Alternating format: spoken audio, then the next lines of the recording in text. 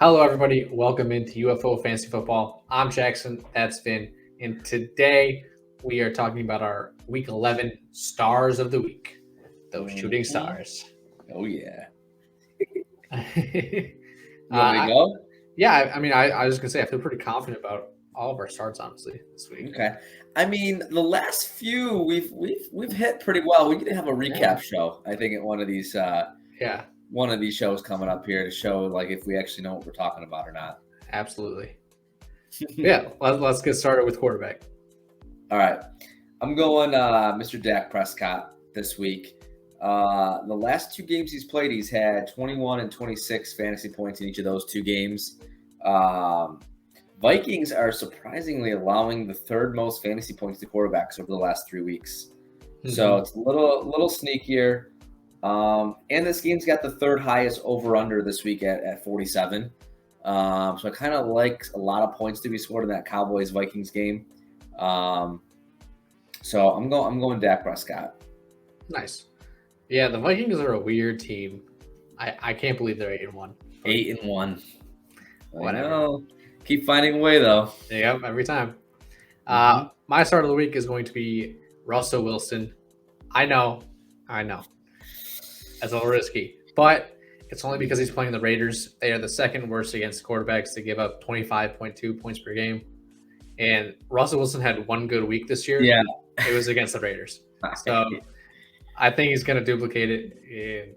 And then you can release him if you want. I don't care. But yeah, I think he's streamable this week. Man, just the most disappointing season I can really remember. Yeah. I mean, Tom Brady switched teams, won the Super Bowl. Matt Stafford switched teams, won the Super Bowl.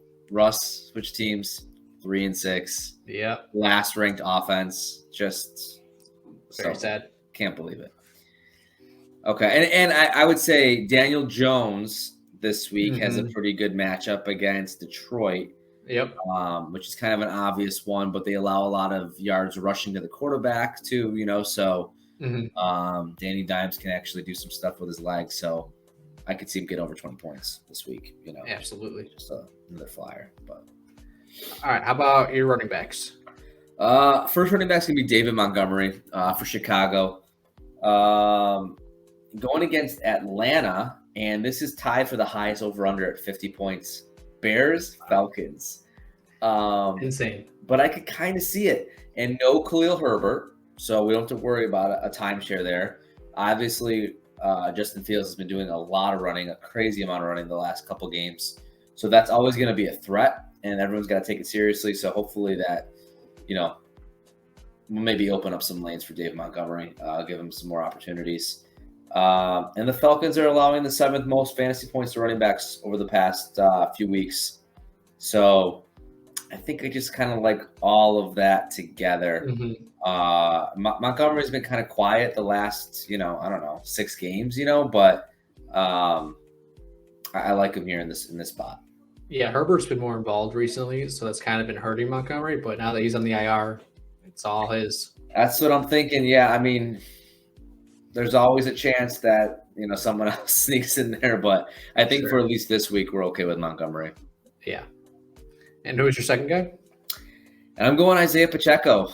Guy I drafted in our Dynasty League. Let him go. Picked him up. Let him go. And now he's gone. Yeah. He's gone. I couldn't be patient enough. But, it seems like he's taken over. Clyde Edwards-Helaire was nowhere to be seen last game. I think Pacheco had 16 carries, over 80 yards rushing. Yeah, Clyde had four snaps, 0 touches. Oh, my God. I mean, how does it get that extreme? I don't know. But, yeah, I mean, and Pacheco's basically playing on the best offense in the league. When he's starting running back on the best offense in the league at this point. Going against L.A. Chargers this week, allowing the 5th most fantasy points per game over the last 3 weeks.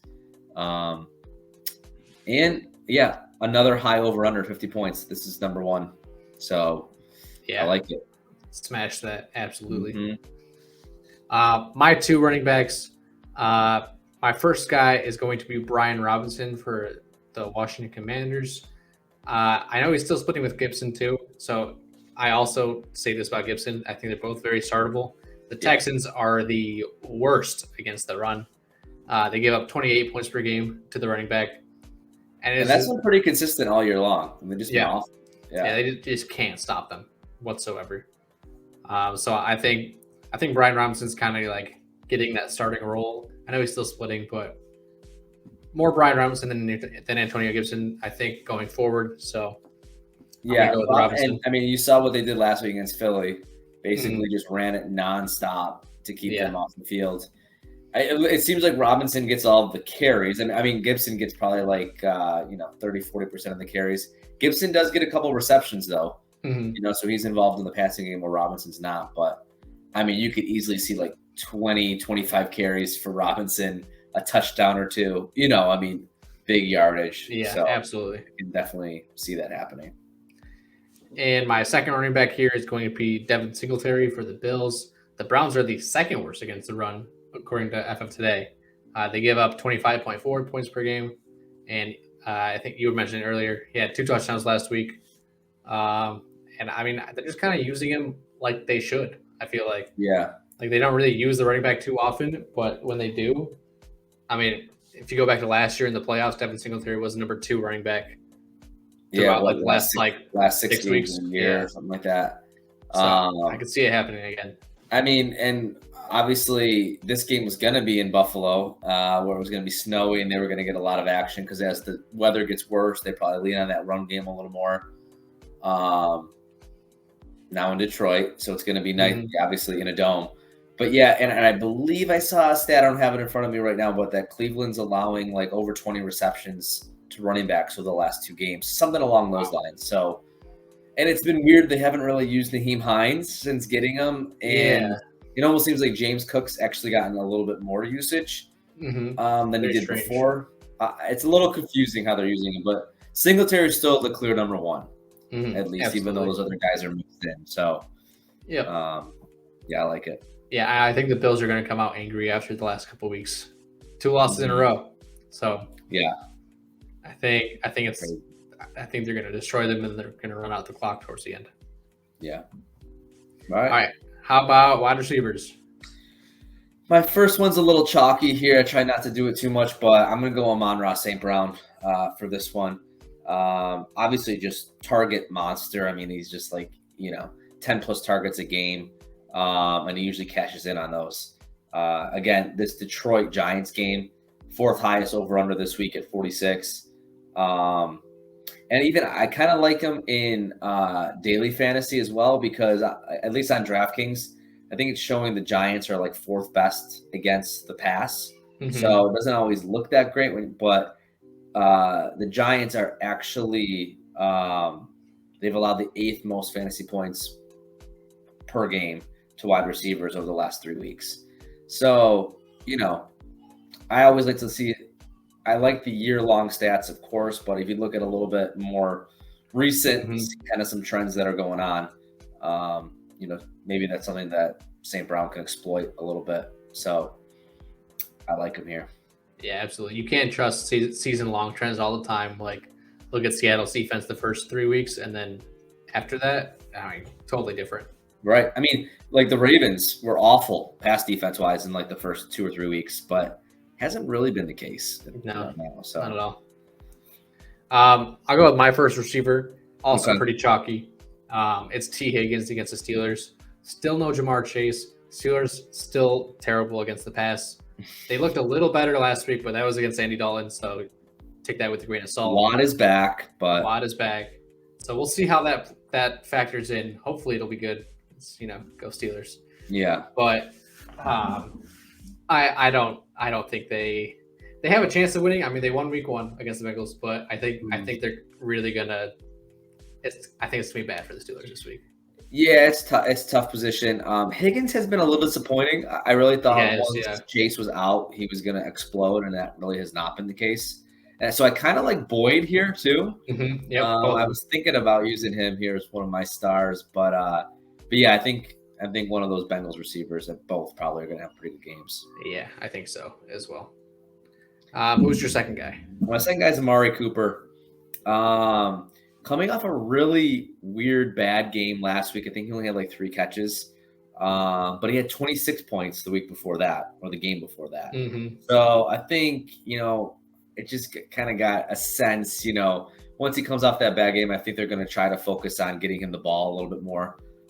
Going against Buffalo. So kind of like you said, I think they're going to be playing from behind, having to throw, having to keep up. And again, it's not in Buffalo, so they're going to be on turf in a dome. So weather will not be an issue. And actually, the Bills have allowed the 10th most fantasy points to wide receivers over the last 3 weeks. So no Hyde or Poyer really. Right. I mean, Justin Jefferson obviously made a couple crazy catches and stuff last week, but the Bills defense can be, and they've been in a lot of high scoring games here. So I like Cooper to bounce back this week. Yeah, I think a fun stat about Cooper is I think all of his bad games come on the road, which is unfortunate. But now that the Bills are also on the road, I think it's good. Okay. All right. If it was in Buffalo, I would not have been on it. But in Detroit, right. I'm all in. Yep. My second guy here is going to be Darnell Mooney. You kind of mentioned it earlier with the Bears-Falcons game. Should be super high scoring. And Mooney is the number one receiver on this team. I know they added Chase Claypool, but he hasn't really been involved. Cole Kmet's been getting a lot, I think. Finally. Finally. But I think soon enough, regression is going to come for Kmet. I think it's going to go to Mooney. And he's always like the deep field threat. It's he gets at least like 9-10 points a game, and then I think he could do a lot better this week against the Falcons.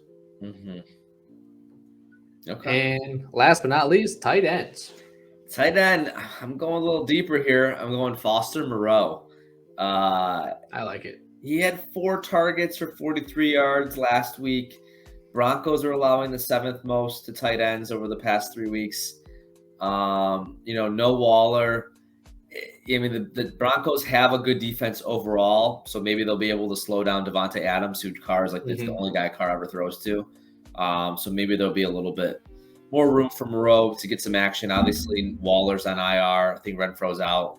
And they're just grasping at anything to try to make something work there in Vegas. So I'm going to go Moreau, get some solid action if you need to start somebody. If someone's on a bye, if you got some injuries. I think Moreau. Dallas Goedert's out now. Yeah, Ertz. So I'd be okay with Moreau if I need him. Yeah, absolutely.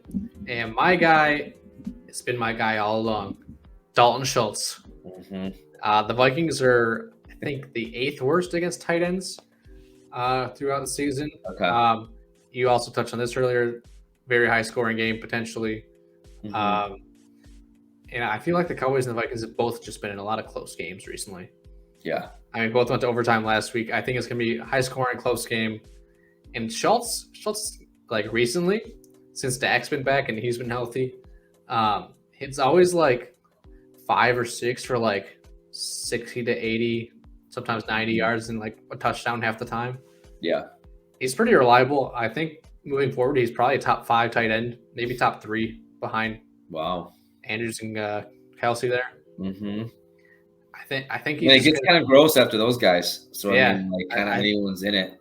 And of course, I was playing against CeeDee Lamb in 2 of my leagues last week, and he finally explodes, which is kind of laughable. But the chance, I mean, I still like him in that position this week, CeeDee Lamb, but the chance of him getting a couple touchdowns again, I feel like are unlikely. Just how things work. So maybe Schultz gets at least one of those this time around. Yeah, that's what I see. And then also honorable mention would be Hayden Hurst and Greg Dulcich. I like both of them this week a lot, just based on the matchups. Yep.